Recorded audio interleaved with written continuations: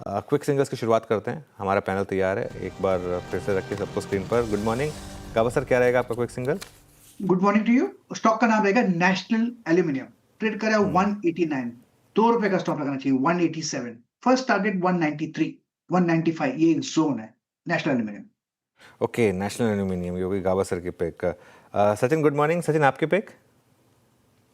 Good morning Anuj ji, मुझे लग रहा है यहाँ पर कोटक महिंद्रा बैंक में एक अच्छी पुल बैक है, एंड जिस तरीके से अपने 200 डे एक्सपोनेंशियल मूविंग एवरेज को भी इसमें काटा है, तो मुझे लग रहा है यहाँ पर अच्छी शॉर्ट कवरिंग होनी चाहिए। 2055 से लेके 2083, ये दो टारगेट्स के लिए खरीदारी करने की सलाह होगी कोटक महिंद्रा बैंक के फ्यूचर्स में। स्टॉप लॉस आपको 2005 पे लगाना है, एंड ट्रेड्स को मॉनिटर करना है। अगर 2050 का लेवल आज ही आ जाता है तो मुझे लग रहा है ये कैरी फॉरवर्ड ट्रेड भी हो सकता है। कोटक बढ़िया मूव्स दिखा रहा है, 2.5% ऊपर, बढ़िया 2000 के ऊपर कंसोलिडेट करता हुआ। भाईती साहब, कहां दौड़ाएंगे अभी? जी आशीष जी, बीईएल भारत इलेक्ट्रॉनिक्स पे खरीदारी की सलाह रहेगी। हमें लग रहा है कि यहाँ पे एक स्ट्रॉन्ग मोमेंटम बन सकता है, तो यहाँ पे पोजीशन बनाई जा सकती है। जो स्टॉप लॉस इसमें मेंटेन करना है वो 383 का एसएल मेंटेन करे। ऊपर में जो टारगेट्स रहेंगे वो 400 और 410 तक का जोन देखने मिल सकता है इसमें।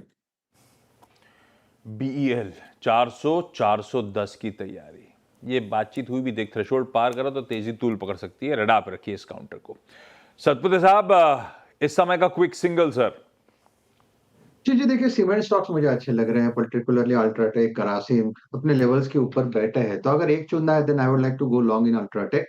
12,360 के आसपास है, फ्यूचर में ट्रेड हो रहा है, तो हमें स्टॉप लॉस थोड़ा डीप रखना पड़ेगा। चॉपिंग मार्केट है, तो 12,320 का स्टॉप लॉस लगा के अल्ट्राटेक बाय करे।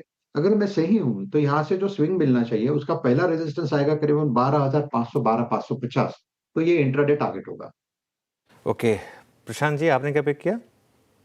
अनुज जी, मुझे लग रहा है कि मेटल सेक्टर्स में थोड़ी स्ट्रेंथ आ सकती है। जेएसडब्ल्यू स्टील को अगर हम देखें, ये करीबन 1058 स्पॉट ट्रेड कर रहा है। 1044, 1044 का स्टॉप लॉस लगा के बाय करने की सलाह होगी, और मेरे टारगेट्स होंगे 1085, 1085। जेएसडब्ल्यू स्टील, ये हो गए पिक प्रशांत जी की। मानस जी, आपने क्या पिक किया? तो देखिए, मेरी नजर एसबीआई लाइफ पे है। अगर आप देखें तो यहाँ पर हमने 3 दिन से रैली देखी है, लेकिन स्टॉक तैयार है एक फ्रेश ब्रेकआउट के लिए। तो यहाँ पर खरीदारी करने की राय रहेगी। करंट लेवल्स पे खरीदारी करिए। 1844 का स्टॉप लॉस लगाएंगे। 1920, 1920 तक के टारगेट्स पॉसिबल है एसबीआई लाइफ में। चाहे तो इसका जो ऑप्शन है 1860 का एसबीआई लाइफ का, वहां पर आप खरीदारी कर सकते हैं। उसके प्राइस चल रहे हैं 38 रुपीज के आसपास। यहाँ पर आप खरीदारी करिए। 28 रुपीज के स्टॉप लॉस से खरीदारी करेंगे और 60 रुपए के टारगेट सेट करेंगे। ओके, खैर एसबीआई लाइफ आज का स्पॉटलाइट भी था, अभी मेंशन हो रहा था, और देखिए क्या मूव्स बनने शुरू हुए। 1920 की कर लीजिए तैयारी। ना सिर्फ एसबीआई लाइफ, सीमेंट में अल्ट्राटेक, भारत इलेक्ट्रॉनिक्स, कोटक, नाल्को, ये सब एक्सपर्ट्स की इस समय की प्रेफर्ड पिक, और जेएसडब्ल्यू स्टील उस कड़ी में जोड़ना है तो मेटल्स खास तौर पे, और ये सारे प्रेफर्ड आइडियाज। थोड़ा सा सल्क फार्मास्यूटिकल्स कर रहा है और बनता भी है। सनी, आप लोग जब तक ये हेडविंड्स यानी कि ये सरदर्द खत्म ना हो, फार्मा से दूर हो, या नहीं लगता ऐसा कोई दिक्कत आनी नहीं है? सिलेक्टिवली फार्मा को डिप्स में आप लोग एक्यूमुलेट कर रहे हो। आप लोग फार्मा को अप्रोच कैसे कर रहे हो? हाउस कॉल क्या है आपका? ये डेफिनेटली आई थिंक बहुत बड़ा ओवरहैंग है जो टैरिफ रिलेटेड, तो उसके चलते थोड़ा सा अप्रोच कॉशियस रहेगा। बट अगेन ना, मुझे लगता है कि अगर हम एक कॉमन सेंस लगाते हैं तो कोई भी प्रेसिडेंट अपने कंट्री के लिए ऐसा डिसीजन नहीं लेगा कि हेल्थ केयर की कॉस्ट बहुत सिग्निफिकेंटली बढ़ जाए। तो मुझे लगता है कि एक इवन टैरिफ के पर्सपेक्टिव से, हालांकि जिस तरह से धमकी दी जा रही है, मुझे नहीं लगता कि बहुत ज्यादा एग्रेसिव टैरिफ फार्मा सेक्टर पर लगते हुए नजर आएंगे। May be minor tariff can be there, तो कोई बहुत बड़ा इम्पैक्ट नहीं दिखेगा। अगर मुझे फार्मा में कोई स्टॉक अप्रोच करना है तो जो रिसेंटली कंपनी लिस्ट हुई थी एंथम बायोसाइंस, वो हमें काफी अच्छी लगती है। सीडीएमओ में काफी स्ट्रॉन्ग पकड़ है, और जिस तरह से न्यू ड्रग इनके कमर्शियलाइज होंगे उसका बेनिफिट प्ले आउट होते दिखेगा Anthem bioscience. Again Bluejet health care, हालांकि रिजल्ट हल्के से कमजोर आए थे, वहां में लगता है कि पोस्ट करेक्शन अब वैल्यू बनते हुए नजर आ रही है, तो Bluejet health care.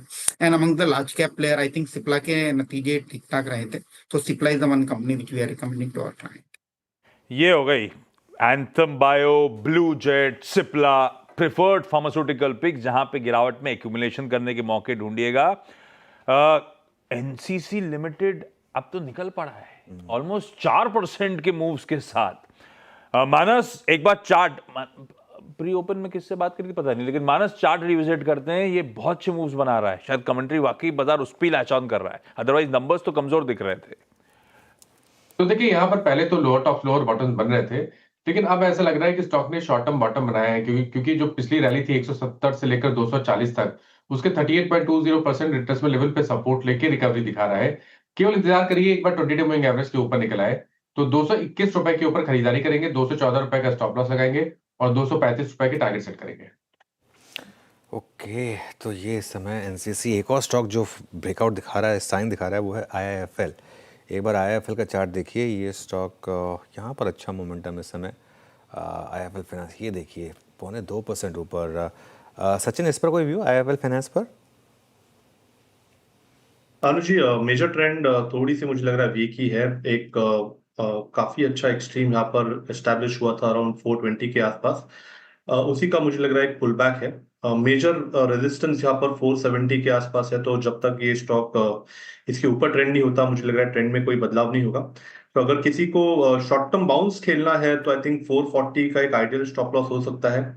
On the higher side 455 से लेके 460 तक के टारगेट भी मिल सकते हैं अगर ये बाउंस बैक थोड़ा सा एक्सटेंड हो जाता है तो।